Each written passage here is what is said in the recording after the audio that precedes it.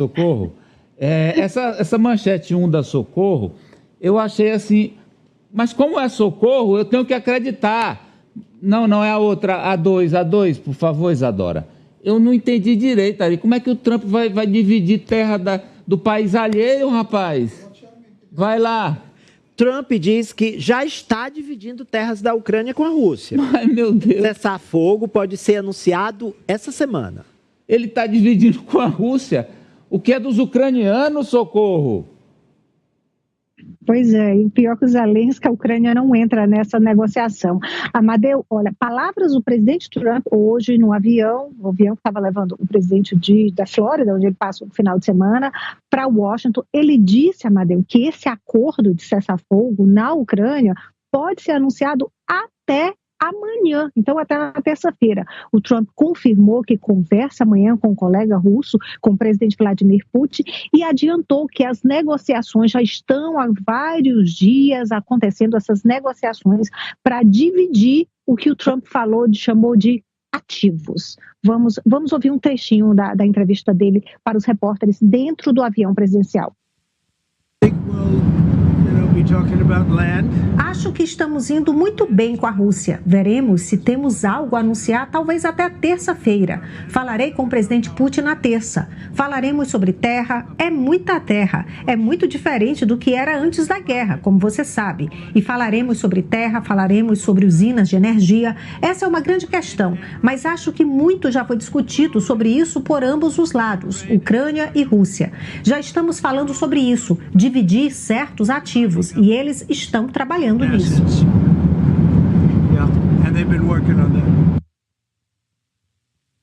Pois é, Amadeu, a gente lembra que mesmo antes do início dessas negociações oficiais, né, dessas negociações para o acordo de cessar-fogo, que seria uma trégua, um cessar-fogo de 30 dias na Ucrânia, antes disso, o presidente Trump já falou não só uma vez, várias vezes, que para acabar a guerra, para pôr fim à guerra na Ucrânia, a Ucrânia teria que ceder territórios provavelmente os já ocupados pela Rússia. A gente também sabe que o presidente Vladimir Putin é isso que ele quer. Ele, inclusive, na sexta-feira, quando a gente anunciou aqui, que ele disse que apoiava a proposta de acordo dos americanos, mas apoiava precisando, o que ele chamou disso, mas tinha que discutir muitas questões, e entre essas questões, essas terras ocupadas, o que ele chamou de a raiz do problema, a raiz do conflito. O Zelensky, no início, dizia que não ia ceder nada, nenhum quilômetro, nenhum centímetro de terras ucranianas, e os líderes europeus, Amadeu, assim como o Zelensky, eles acreditam que se isso realmente acontecer, vai ser uma recompensa para a Rússia, vai ser uma recompensa para o presidente Putin pela invasão da Ucrânia. Amadeu. Eles vão conversar por telefone amanhã para acertar tudo direitinho. Agora eu estou aqui segurando o queixo que está para cair, professor. Ele conversando ali para os jornalistas, não, nós já estamos dividindo aí como é que vai ficar o pedaço nosso na Ucrânia, os metais de terras raras e tudo. Mas assim, na cara dura, professor. Como se ele estivesse em Nova York discutindo algum empreendimento imobiliário, né? Na época lá que ele acabou ficando milionário algumas vezes com negócios assim nem sempre republicanos, segundo alguns, né? Bem, mas é a forma de hoje, ou a Ucrânia aceita isso ou ela não tem saída, porque ela depende da ajuda militar e financeira dos Estados Unidos. E a decisão deve ser, tudo indica, já que a Ucrânia não ocupa mais a cidade, o entorno de Kursk, que é uma cidade muito importante, uma grande batalha, em termos militares, né? A maior batalha de tanques da Segunda Guerra Mundial foi lá.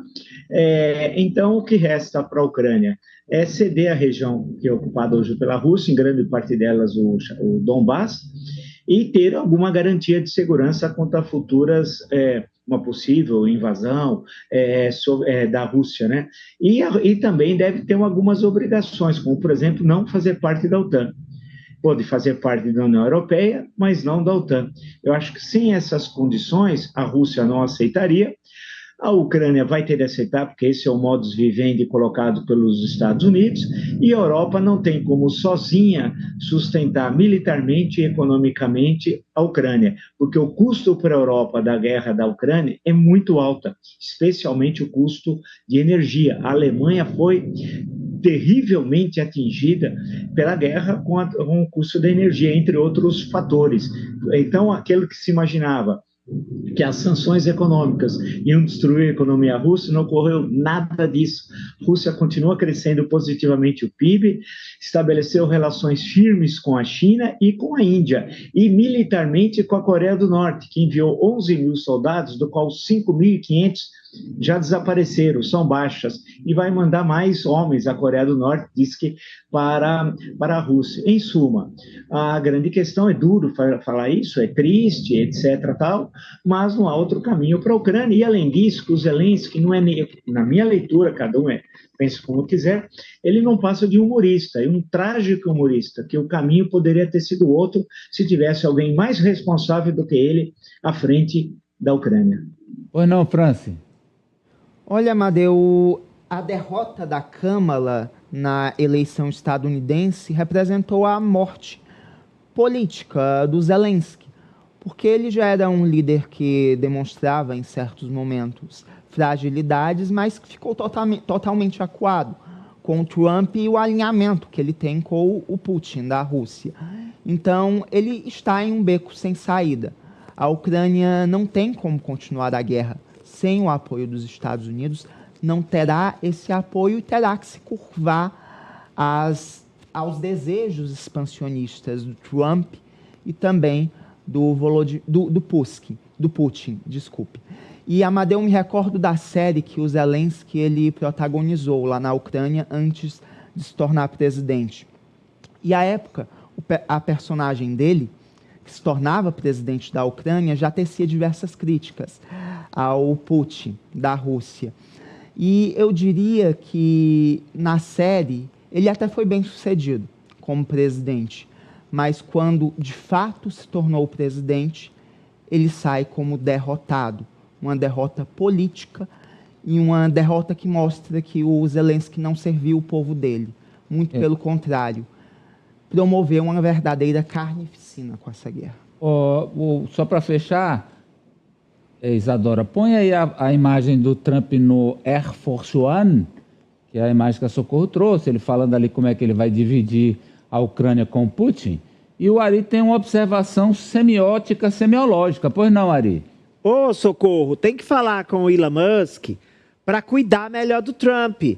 O cabelo dele não tá mais laranja, agora tá branco mesmo, olha. Nas imagens dá para perceber. Contrastando com a pele que tá laranjinha. Exatamente. Não, que é isso, tá perdendo a personalidade. Fala, Socorro. Pois é, parece que está assumindo o grisalho, ou então não deu tempo de retocar a raiz, Amadeu. Quer dizer, a cor inteira, né? Não é só a raiz que ele retoca, é a cor inteira, não deu tempo de pintar, talvez. Elânia? Contrato, é um contrato mensal de $250 mil, minha querida. Trate melhor o presidente. Atenção,